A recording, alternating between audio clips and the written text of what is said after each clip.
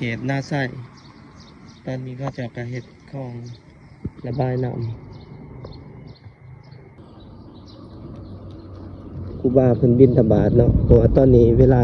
6 โมงครึ่งทุกคนก็คือว่าหลายคนแตกตื่นแล่นออกจากตึกเนาะแผ่นดินไหวสบายดีกันเบิดสุขุทุกคนกับวันเสาร์ที่เวียงจันทน์ทุกคนโอ้มื้อนี้เสียงหายเลยทุกคนขอโทษขออภัยเนาะเจ็บคอเลยมื้อนี้เสียงหาย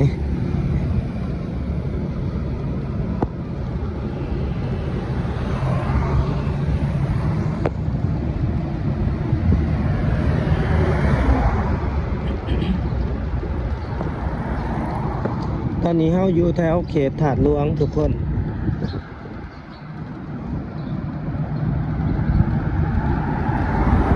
สิพาทุกคนไปเลาะแถวเขตนาไส้โพนสีนวลเนาะมื้อนี้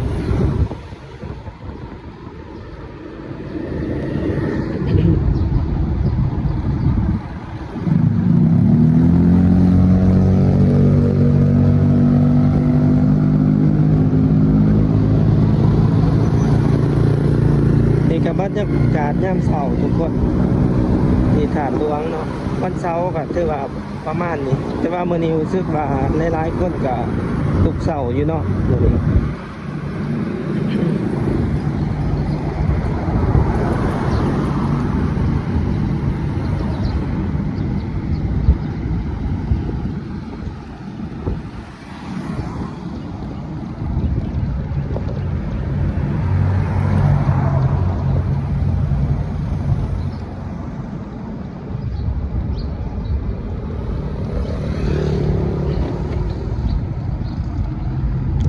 พาทุกคนมาทางเขตบ้านถาดหลวงไต่เนาะสิพาทุกคนออกไปทางสีสังวรนาไส้ออกไปทางโพนสีนวลไปเบิ่งแถวคลอง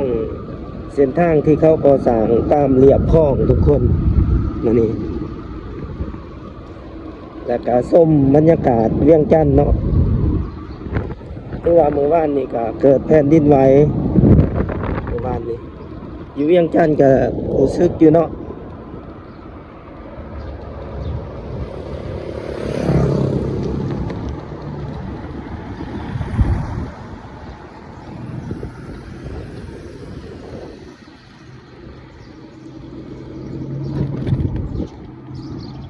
พาทุกคนมาทางนี้ต้องขอโทษขออภัยเนาะทุกคนมื้อนี้เสียงเปลี่ยน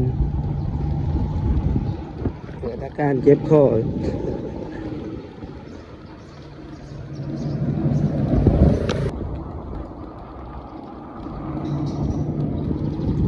มื้อนี้รู้สึกว่าอากาศน่าจะร้อนเนาะรู้สึกว่าเอาตั้งแต่คืนนี้เลย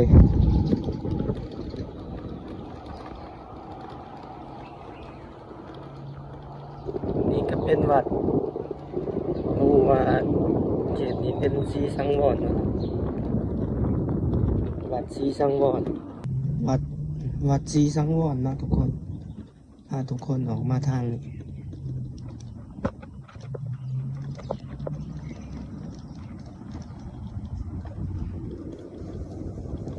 เป็นทางซอยเนาะบอลนี่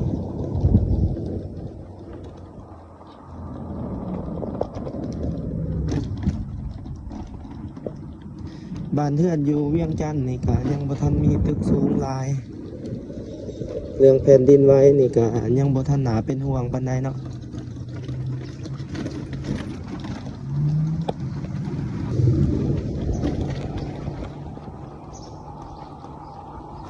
สีสังวรต่อใส่หน้าไส้แล้วก็โพนสีนวลเนาะทุกคนเลยเขตนี้แล้วก็สะพังหมอเนาะทางหน้าเฮาก็เป็นโบสถ์คริสต์เนาะโบสถ์หน้าไส้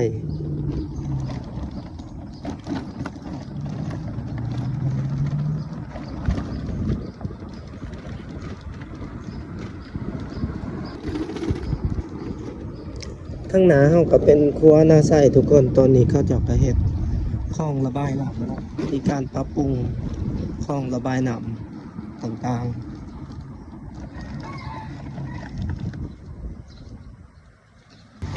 ท พี่น้องทุกคนในจุดนี้เขตนาไส้ตอนนี้ก็จะกระเฮ็ดคลองระบายน้ำถือว่าเป็นโครงการใหญ่เลยเนาะปรับปรุงพังเมืองในตอนนี้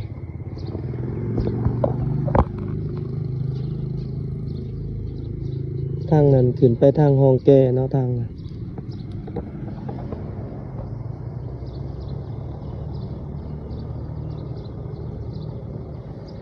เดี๋ยวสิพาทุกคนขี่เข้าไปทางโพนสีนวลแล้วก็ขี่พาทุกคนไปทางเหลียบคลองเนาะ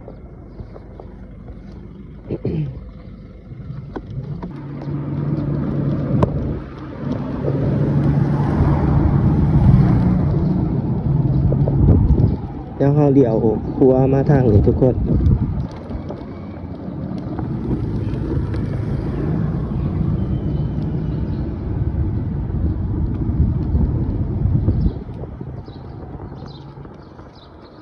เป็นเส้นทางเขตบ้านพ้นสีนวลเนาะทุกคน อยู่นี่ก็ถือว่าเป็นโซนหนทางที่ว่ามีตึกหลายมีแต่ธุรกิจใหญ่ๆเข้ามาตั้ง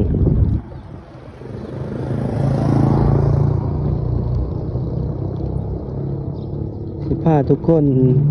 ขี่เลาะเบิงเส้นทางนี้เนาะตามเหลียบคลอง ทางนี้ก็สิออกไปสอดสะพานทองเพื่อเป็นเส้นทางเหลียบคลองที่กำลังก่อสร้างใหม่ถือว่าโครงการปรับปรุงพังเมืองเนาะแล้วก็คลองนำเสียต่างๆในนครหลวง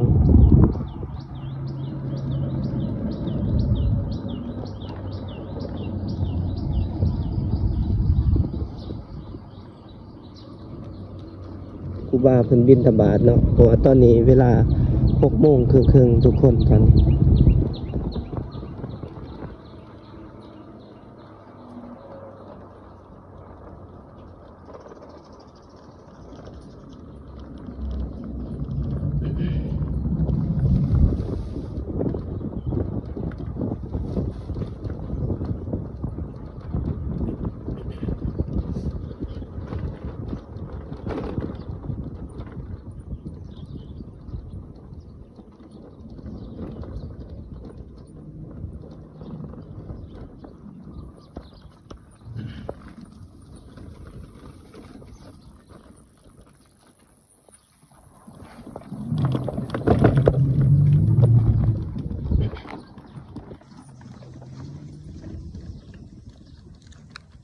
ตอนนี้เนาะทุกคนเขาเจ้าก็ยังก่อสร้างอยู่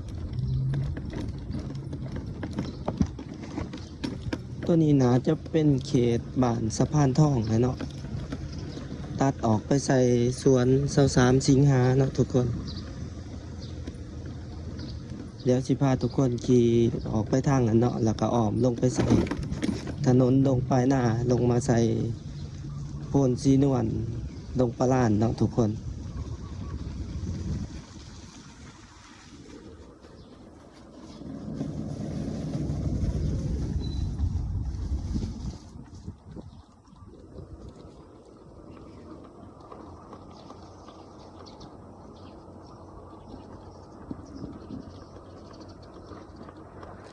ถือว่าสบายเลยเนาะผู้ที่มีเฮือนอยู่ข้างถนนนี่ถือว่าสบายเลยเขตสะพานทองโพนสีนวลเนาะทางขวามือเขาโพนสีนวลติดกับดงปลาล้าน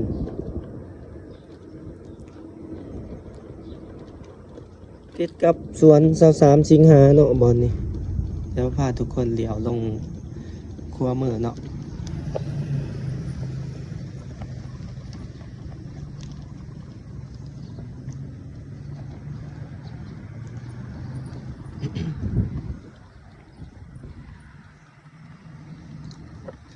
นี่เป็นสวน23 สิงหาทุกคนบรรยากาศ6 โมงครึ่งเนาะ6 โมงเช้า6 โมงครึ่งตอนนี้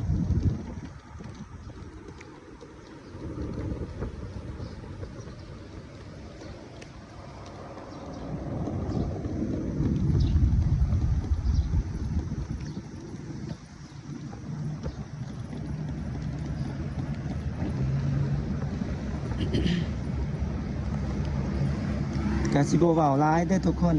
เสียงบอดี้ปันไดบ่นี่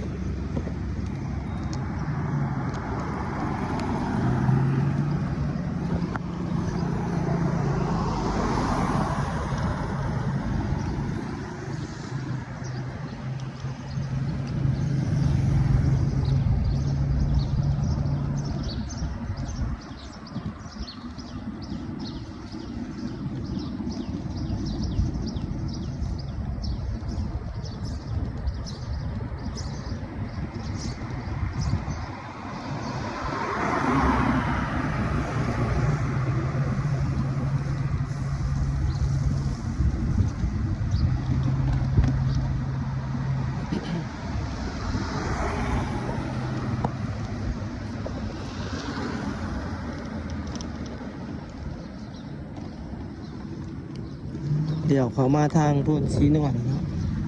ถนนดงปลายหน้าทุกคนตอน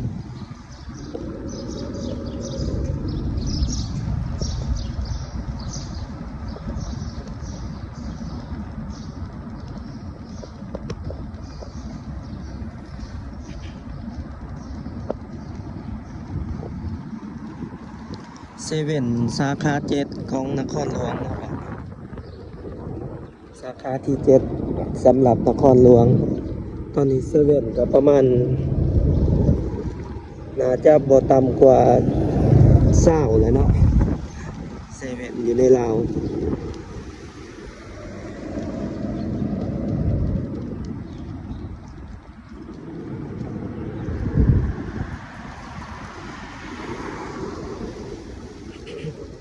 ทั้งหน้าก็มีไซต์ก่อสร้าง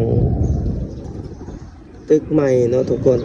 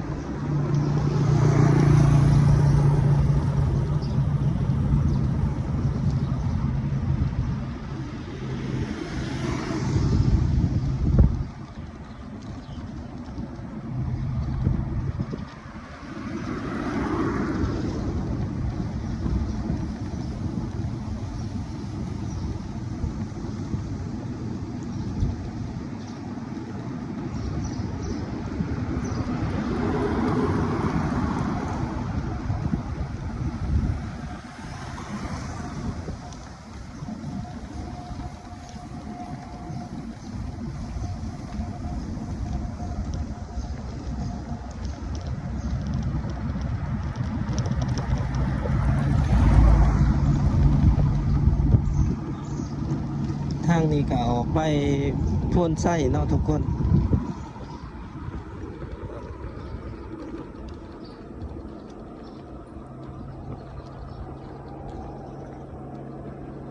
เขตนี้ก็น่าจะเป็นนาไส้โพนไส้ต่อกับโพนชีนวล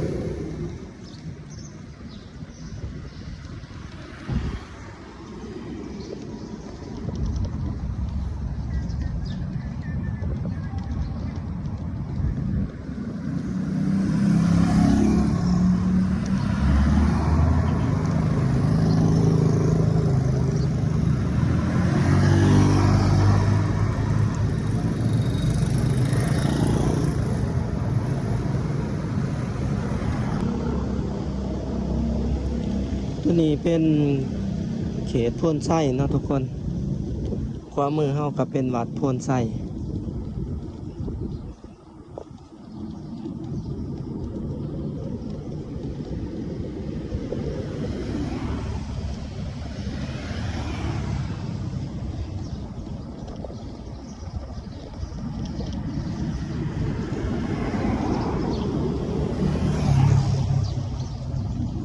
บรรยากาศวันเสาร์ยามเสาร์ทุกคนกระชิมเงียบๆ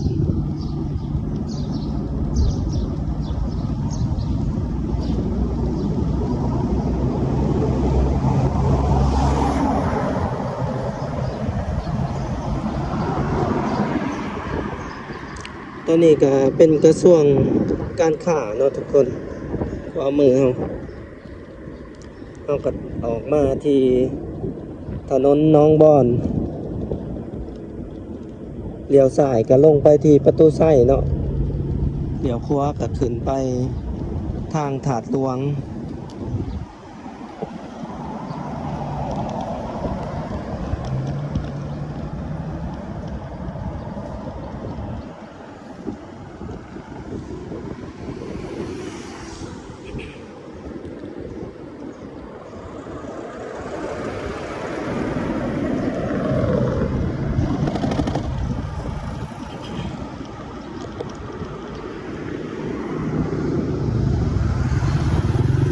ก็สิประมาณนี้ทุกคนสำหรับในคลิปนี้เนาะพาทุกคนเลาะเบิ่งยามเสาร์ที่เวียงจันทน์เนาะวันเสาร์มื้อนี้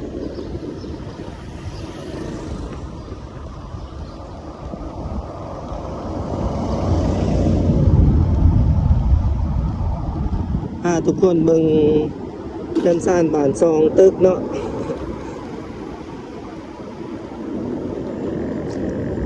ทั้งหน้าเฮาก็เป็นตึกนี่ธนาคารอินโดจีนเนาะเมื่อวานนี้ก็ถือว่าหลายคนแตกตื่นแล่นออกจากตึกเนาะแผ่นดินไหว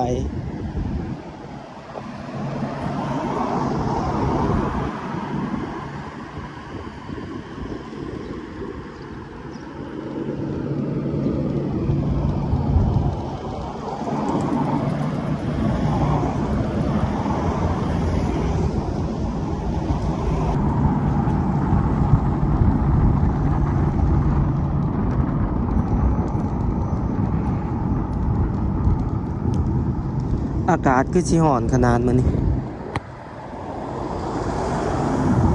เป็นหมอกฝุ่น PM เนาะมื้อนี้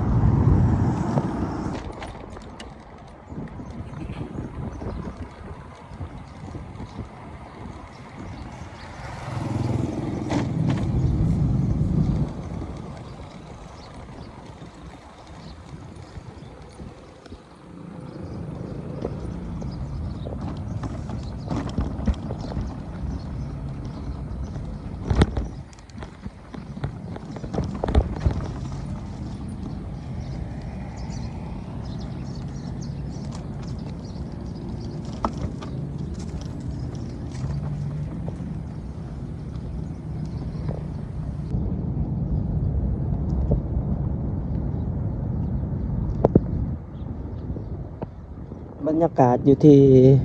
ถาดหลวงตอนนี้ประมาณ6:40ทุกคน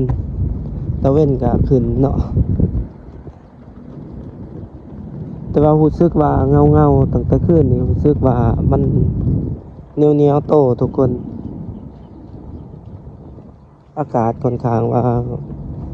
คือสิอบอ้าวทุกคนมื้อนี้น่าจะร้อนขนาดมื้อนี้เป็นบรรยากาศถาดหลวง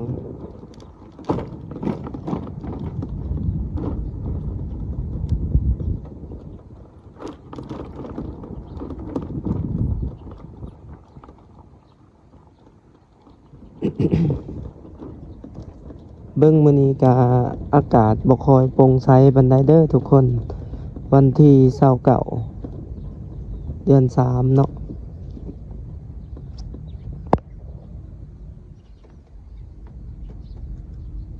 รู้สึกว่ามีหมอกฝุ่น PM ตั้งแต่เช้าเลยเนาะเบาแม่นไส้ก็เริ่มเจ็บคอตั้งแต่มื้อพุ่นละ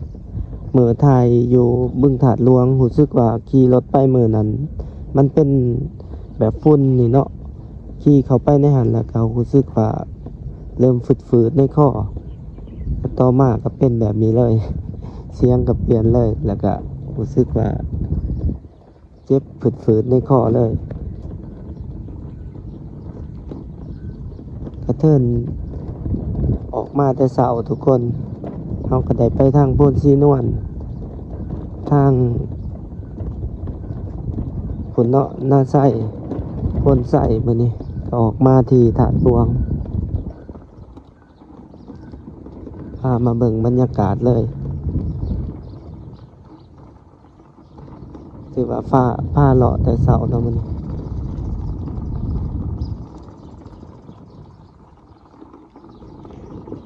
เงียบ